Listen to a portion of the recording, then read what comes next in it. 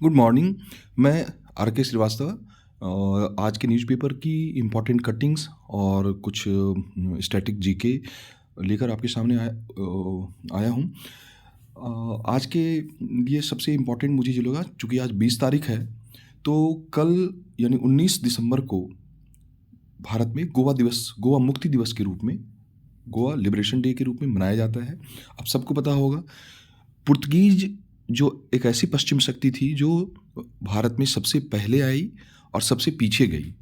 तो 1961 में पुर्तगालियों के साथ राजनयिक प्रयासों की विफलता के बाद भारत सरकार द्वारा ऑपरेशन विजय चलाया गया। देखिए, ये काफ़ी इंपॉर्टेंट है, ये बहुत जल्दी नहीं मिलता है। ये ऑपरेशन पोलो के बारे में आपको पता होगा। हैदराबाद को विलय करने के लिए ऑपरेशन पोलो चलाया गया था। ये ऑपरेशन विजय है।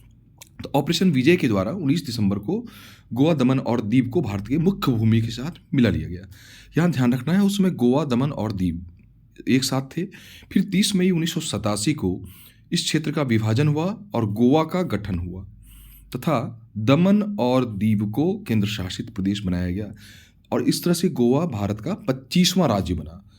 इस आंदोलन में आपको बताता चलूँ मैं कि इस आंदोलन में वहाँ जो गोवा को मुक्ति कराने का जो आंदोलन था, उसमें राम मनोहर लोहिया की काफ़ी महत्वपूर्ण भूमिका थी।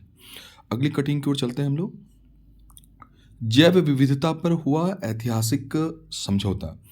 पिछले देखा होगा आपने 8-10 दिनों से जो जैव विविधता सम्मेलन चल रहा है अभी, कहाँ? मॉन्ट्रियल में, मॉन्ट्रियल कनाडा में, देखिए, है ना। तो अंततः क्या निष्कर्ष निकला? भारत सहित लगभग 200 देशों ने सोमवार को कनाडा के मॉन्ट्रियल में जैव विविधता के संरक्षण के लिए संयुक्त राष्ट्र COP15, देखिए ये COP15 है, COP15 है, और अभी जो शर्म शेख में हुआ था वो COP27 था। तो ये COP15 है, स्पेशली जो बायोडाइवर्सिटी पर होता है समिट, वो था। तो शिखर सम्मेलन में पेरिस शैली के एक ऐतिहासिक समझौते को मंजूरी दे दी। यहाँ पर ये भी देखना होगा कि पेरिस जो एग्रीमेंट हुआ था, तो वो कॉप कौन सा था। यह समझौता दुनिया में भूमि व जल के संरक्षण और विकासशील देशों को जैव विविधता को बचाने के लिए धन मुहैया कराने की दिशा में एक महत्वपूर्ण कदम है। ये काफ़ी इम्पॉर्टेंट है। अंततः जो सारे देश हैं वो इस चीज़ पर सहमत हुए कि नहीं, जो एक फंडिंग की जाए जो विकासशील देश हैं उनके लिए। तो ये काफ़ी इम्पोर्टेंट आपके लिए है। अगली कटिंग की ओर बढ़ते हैं हम लोग।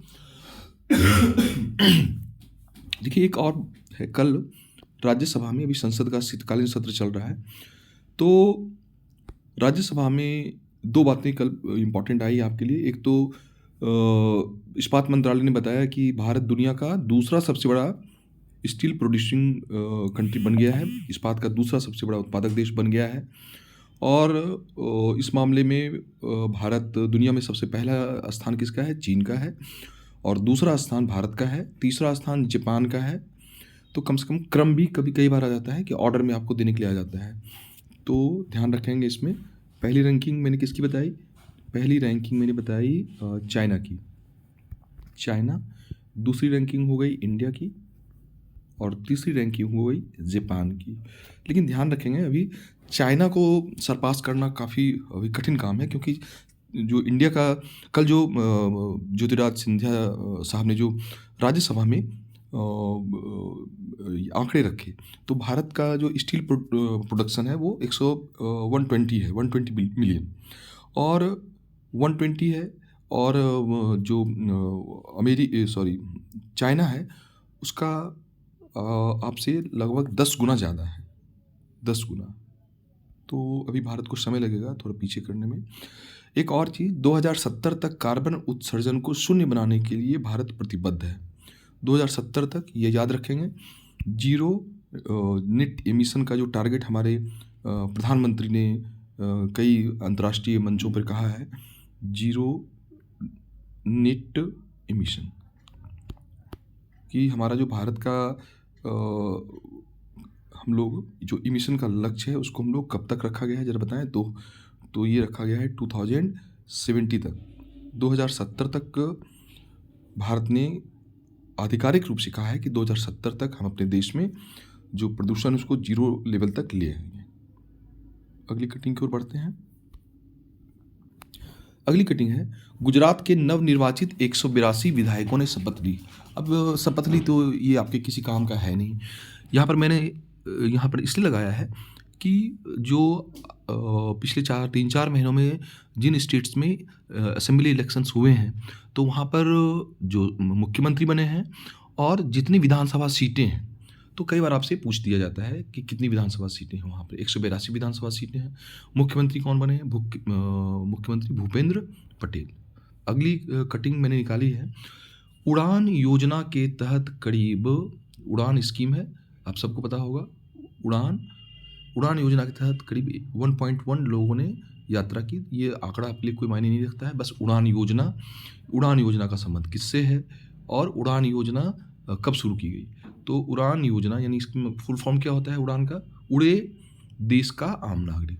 देखिए, यू फॉर उड़े, डी फॉर देश, का, ए फॉर आम, एन फॉर नागरिक, तो हो गया उड़ान।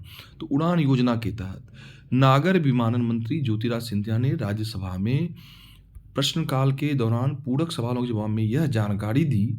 नागर विमानन मंत्रालय ने क्षेत्रीय हवाई संपर्क बढ़ाने और आम जनता के लिए हवाई यात्रा को अफोर्डेबल बनाने के उद्देश्य से 2016 में उड़ान की शुरुआत की थी। 2016, तो ध्यान रखना है। यानी इस कटिंग से आपके काम का निकला, एक तो उड़ान, इसका फुल फॉर्म हो गया, और ये कब, उड़ान क्षेत्र का उड़ान योजना का संबंध किससे है।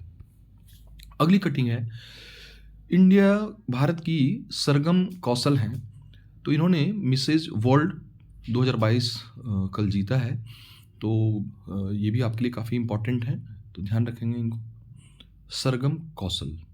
अगली कटिंग की ओर बढ़ते हैं। बिहार के नए डीजीपी कौन बने हैं भाई? तो बिहार पुलिस को नया महानिदेशक मिल गया है। कौन मिला है? आईपीएस राजविंदर सिंह भट्टी। 1990 बैच के हैं ये राजविंदर सिंह भट्टी। कड़क स्वभाव के लिए जाने जाते हैं, और बिहार के लिए तो भी कड़क कड़क कड़क कड़क, जितनी कड़क हो उतना ज़रूरी है, बिहार के लिए ज़रूरी है। तो देखते हैं राजविंदर सिंह भट्टी साहब क्या करते हैं।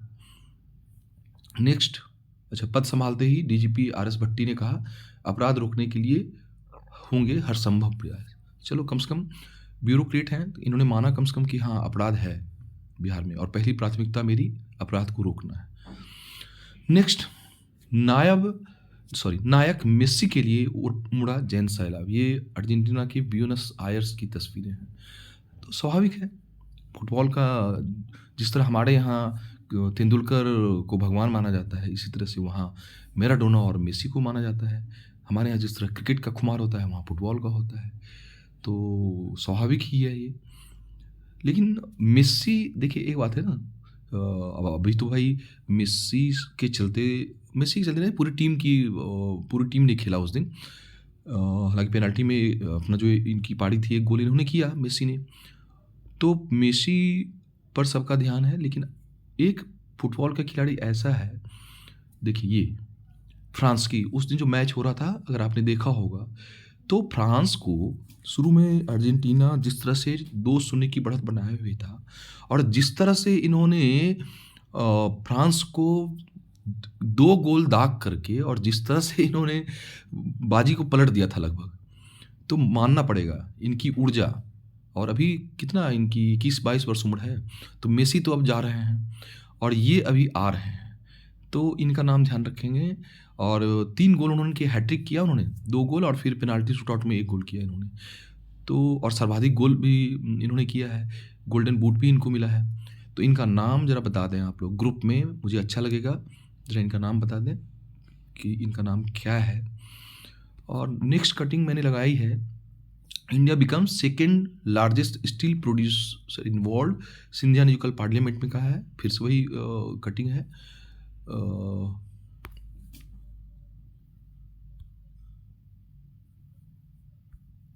और जो लास्ट कटिंग मैंने लगाई है, तो एक डेटा है आपके सामने मैंने रखा है, ये देखिए, जो नवंबर 2022 का डेटा मेरे पास है। तो जो टॉप कंट्रीज हैं स्टील का प्रोडक्शन करने वाली, तो यहाँ पर देखें आप, चाइना पहले नंबर पे है, इंडिया दूसरे नंबर पे है, जापान तीसरे नंबर पे, यूनाइटेड स्टेट्स चौथे नंबर पे है। प्रोडक्शन के मामले में देखें तो जून का है ये, और ये नवंबर का है, देखिए नवंबर का, तो 100 मैट्रिक टन है चाइना का, और इंडिया अभी सॉरी हमारा 10 और 90 का है, देखिए ये 10 और 90 का, और यहाँ पर चाइना अब जून में हो गया है 100 और हम हैं 12, यहाँ जीरो गलती से आ गया है, ये जीरो नहीं आना चाहिए था, ठीक है, ये जीरो। तो चाइना का जो प्रोडक्शन है 100 है और अभी हमारा 12 है, यानी कि चाइना को सरपास करने में भी हमें समय लगेगा, लगभग 8 गुना हमसे ज़्यादा चाइना उत्पादन करता है। वर्ल्ड स्टील का लगभग 60% अकेला चाइना प्रोड्यूस करता है। खैर, तो आज के लिए इतना काफ़ी है, इसको देखें अच्छी तरह से। थैंक यू, धन्यवाद।